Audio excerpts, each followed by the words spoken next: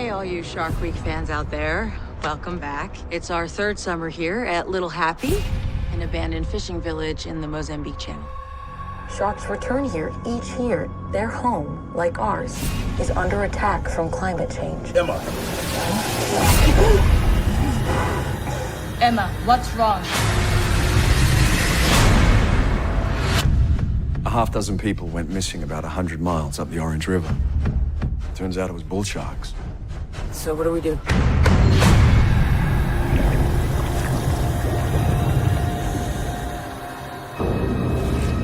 There is a bull in the field. It's big. Shark!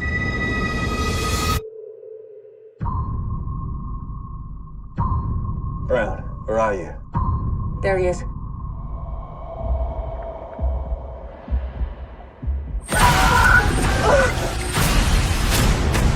Those sharks have been altered, engineered. They're not sharks. Climate change is making them highly aggressive towards everything.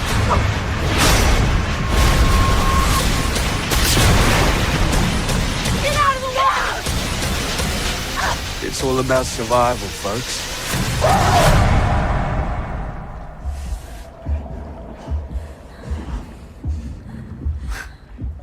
That was close.